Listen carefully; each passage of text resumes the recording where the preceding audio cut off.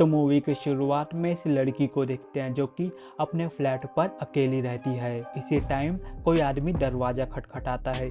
जब ये दरवाज़ा ओपन करती है तब ये आदमी बताता है, मैं एक्चुअली अपने दोस्त अविनाश से मिलने आया हूँ जो कि आपके फ्लैट के ठीक सामने ही रहता है।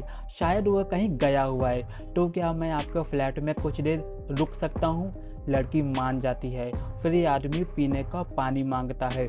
लड़की पानी लेने किचन जाती है। फिर ये आदमी अचानक इस लड़की पर अटैक कर देता है और प्रेस की वायर से गला घोंट के इसे जान से मार देता है। यहाँ सीन कट होता है। नेक्स्ट सीन में एक फैमिली को देखते हैं जहाँ कुमार एक पुलिस वाला है। इसी टाइम इसे एक कुरियर आता है जिसमें एक बुक होता है। फिर इसे इसके सीनियर का कॉल आता है जो कि कुमार को उस लड़की के मर्डर इन्वेस्टिगेशन का काम सौंपता है। यहाँ इसके जूनियर्स भी पहले से ही मौजूद होते हैं और यहाँ एक जानवी नाम की ऑफिसर भी इसी केस में अपॉइंट होती है। इन्वेस्टिगेशन के दौरान पता चलता है यहाँ कोई चोरी नहीं हुई और लड़की के साथ कुछ गलत भी नहीं हुआ, तो मर्डर का मोटिव समझ में नहीं आता है। जानवी बहुत एक्साइटेड रहती है इस केस के लिए, तो जानवी बहुत कुछ जानकारी इकट्ठा करके रखी होती है। जानवी बताती है इसका नाम आरती था, ये एक अनाथ थी। पहले इसका नाम किरण था। स्कूल ख़त्म होने के बाद अनाथालय छोड़कर अपना नाम चेंज कर लिया था। अब कुमार पूछता है बॉडी को सबसे पहले किसने देखा था? तब हवलदार बताता है इस लड़के ने। इसका नाम मिथुन होता है जो कि आरती का बॉयफ्रेंड होता है। मिथुन इंस्पेक्टर को आरती के बारे में बताता है। आरती एक राइटर थी, अपनी बुक लिख रही थी, इसलिए कुछ दिनों से वो अकेले रह रही थी, इसलिए हम कई दिनों से नहीं मिले थे। नेक्स्ट सीन में कुमार फ्लैट के लोगों से पूछताछ करता है। तब पता चलता है ये लड़की ज़्यादा किसी से मिलती जुलती नहीं थी, अपने आप में ही खोई रहती थी। कुमार वॉचमैन से पूछताछ कर रहा होता है, तभी से जानवी का कॉल आता है। जानवी बताती है सर, हमने मर्डरर को पकड़ लिया है। सीसीटीवी फुटेज में उस आदमी का चेहरा साफ दिख रहा है। सीन शिफ्ट होता है पुलिस स्टेशन में। यहाँ कुमार किलर से मर्डर की वजह पूछता है। तब ये बताता है सर, मेरा नाम अशोक है, मेरी बेटी को ब्रेन ट्यूमर है, मैं एक गरीब इंसान हूँ, मेरे पास उसके इलाज के लिए पैसे नहीं थे। डॉक्टर ने कहा अगर ऑपरेशन नहीं हुआ तो मेरी बेटी मर जाएगी। मैं बहुत परेशान था। तभी मुझे एक कुरियर आया जिसमें एक बुक थी। बुक के अंदर 50,000 रुपये थे और एक नोट था जिसमें लड़की के घर का एड्रेस था और लिखा हुआ था अगर मैं इस लड़की को मार दूं तब मुझे ऑपरेशन के लिए पूरे पैसे मिल जाएंगे। सर मैं मजबूर। नेक्स्ट सीन में कुमार को आरती के बॉयफ्रेंड मिथुन पर शक होता है। उसने ही आरती को मारने के लिए किलर को पैसे कुरियर किया होगा। मिथुन से पूछताछ करने पर मिथुन गुस्से में कहता है आप मुझ पर समय बर्बाद मत करो, जाओ जाकर उस प्रशांत को पकड़ो। कुमार प्रशांत के पास पहुंचता है। यहाँ प्रशांत बहुत घबराया हुआ था। दरअसल प्रशांत आरती का एक्स बॉयफ्रेंड था। पूछताछ करने पर प्रशांत कुछ समय पहले की बात बताता है। जब प्रशांत कॉलेज में था तब आरती को पहली बार देखा था। प्रशांत आरती को पसंद करने लगा था, इनके बीच दोस्ती भी हो गई। आरती बताती है वो एक राइटर है। एक दिन प्रशांत ने आरती को प्रपोज किया, लेकिन आरती ने बताया कि वो पहले से ही रिलेशनशिप में है और प्रशांत के प्रपोजल को रिजेक्ट कर दिया। फिर ये लोग उसके बाद नहीं मिले, लेकिन कॉलेज ख़त्म होने के कई सालों बाद जब प्रशांत कुरियर बॉय का जॉब कर रहा होता है तब एक पते पर कुरियर डिलीवरी करने आता है। तब ये फिर मिलते हैं। प्रशांत पूछता है तुम्हारा बॉयफ्रेंड कैसा है? तब आरती बताती है मेरा कोई बॉयफ्रेंड नहीं है, मैंने तुमसे उस दिन झूठ बोला था। अब ये लोग फिर से डेली मिलने लगते हैं। अब आरती भी प्रशांत को पसंद करने लगती है और दोनों को एक दूसरे से प्यार हो जाता है। अब प्रशांत के जीवन में खुशी लौट आई थी। प्रशांत बहुत खुश था, दोनों ही बहुत खुश थे।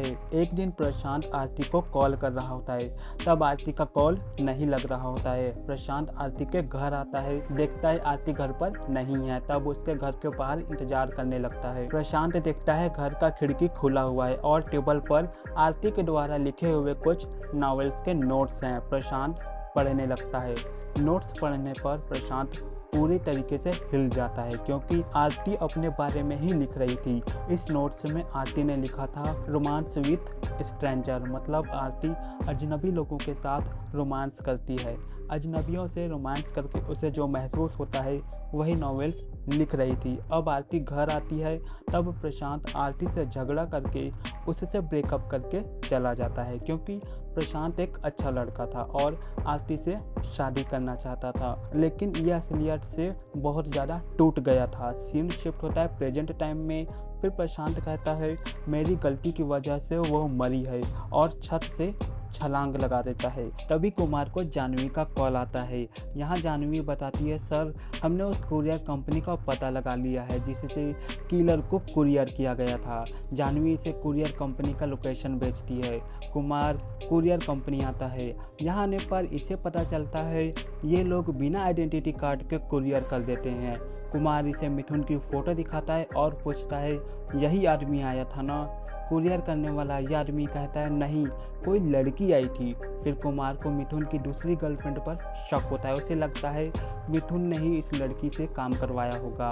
कुमार इस पर नज़र रखने लगता है, लेकिन कोई सुराग नहीं मिलता है। नेक्स्ट सीन में कुमार को ध्यान आता है आरती राइटर थी जो कि रियलिस्टिक स्टोरी लिखती थी। क्या पता उसको कोई प्रॉब्लम हो और उस बुक में आरती ने अपने उस प्रॉब्लम के बारे में जिक्र किया हो। कुमार मिथुन से कॉल करके आरती के द्वारा लिखी हुई बुक के बारे में पूछता है। तब मिथुन बताता है आरती द लास्ट पेज नाम की कोई बुक लिख रही थी। मिथुन कुमार को पब्लिकेशन का नाम बताता है जहाँ से बुक पब्लिश की गई होती है। कुमार यहाँ पहुँचता है। यहाँ ये आदमी बताता है हाँ, हमने उस लड़की के लिए बुक प्रिंट किया था, लेकिन सिर्फ एक बुक। उस लड़की ने केवल एक बुक ही प्रिंट करवाया और उस लड़की को द्वारा दिए हुए एड्रेस पर कुरियर करवा दिया।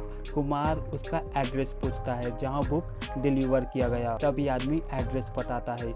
एड्रेस सुनकर कुमार शॉक्ड हो जाता है, क्योंकि वह एड्रेस कुमार का ही होता है। दरअसल मूवी की शुरुआत में कुमार को जो बुक कुरियर आया था वो इस लड़की ने ही करवाया था।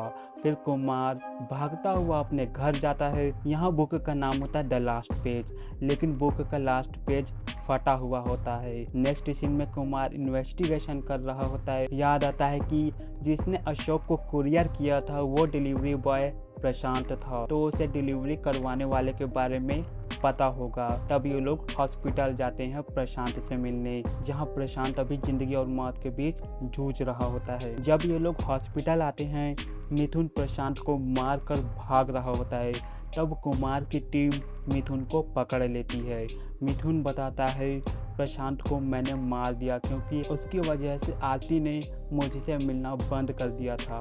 उसकी वजह से ही हम अलग हुए थे, इसलिए मैंने प्रशांत को मार दिया, लेकिन मैंने आरती को नहीं मारा। कुमार को मिथुन की बातों पर यकीन नहीं होता है, क्योंकि सारे सबूत मिथुन की ओर ही इशारा कर रहे थे। फिर कुमार अपनी थ्योरी बताता है, तुमने अपनी माँ से कुछ दिन पहले कुरियर से पैसे मंगवाए और अपनी दूसरी गर्लफ्रेंड से उस कुरियर से पैसे कलेक्ट करवाए, फिर प्रशांत के जरिए किलर को कुरियर करवाया ताकि सारा इल्ज़ाम प्रशांत पर आ जाए, और फिर इस तरह मिथुन को प्रशांत और आरती के कत्ल के जुर्म में जेल भेज दिया जाता है। लेकिन दोस्तों अभी मूवी ख़त्म नहीं हुई है। नेक्स्ट सीन में कुमार अपनी बेटी के साथ उसकी कॉपी पर कवर चिपका रहा होता है। तब उसे याद आता है कि उस बुक में जिस लास्ट पेज का जिक्र है वो तो कवर पेज को ही लास्ट पेज माना जाता है, न कि बुक के अंदर के पेज को।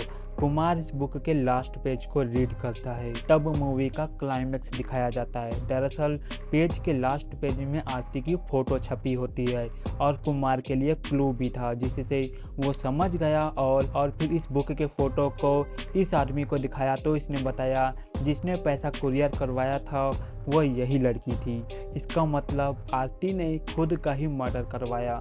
मतलब आरती को पता था जो आदमी अभी आएगा वो इसका मर्डर करने वाला है। फिर यह कहानी फ्लैशबैक में आती है जहां आरती स्टोरी लिख रही होती है।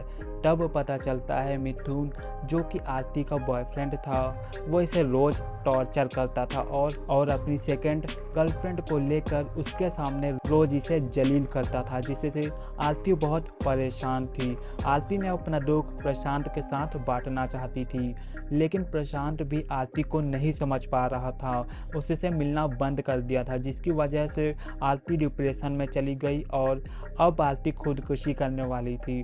तभी आरती के मन में ख्याल आया, जिनकी वजह से मेरी यह हालत हुई है, मैं उनको सज़ा दूंगी। तब आरती एक बार हॉस्पिटल में बैठी हुई थी, तब अशोक रो रहा था।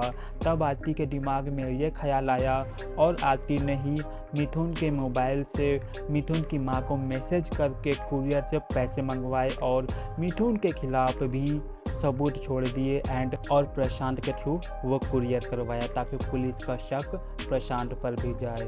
और हाँ, आप सोच रहे होंगे कि आरती ने इंस्पेक्टर को वो क्यों कुरियर किया। दरअसल जब आरती अनाथालय में थी तब कुमार को बहुत पसंद करती थी, लेकिन कुमार ने आरती को कभी नहीं देखा था।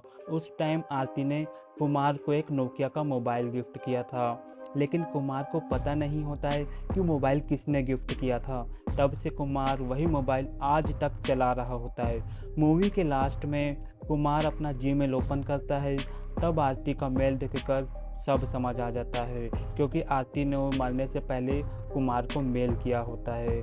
कहानी यहीं ख़त्म होती है दोस्तों। आपको कहानी कैसी लगी कमेंट करके ज़रूर बताइएगा, और अगर मेरी वीडियो पसंद आई हो तो लाइक ज़रूर करिएगा, और अगर आप चैनल पर नए हैं तो सब्सक्राइब भी कर लीजिए। मैं जल्द ही नई स्टोरी लेकर आऊँगा। तब तक के लिए मिलते हैं नेक्स्ट वीडियो।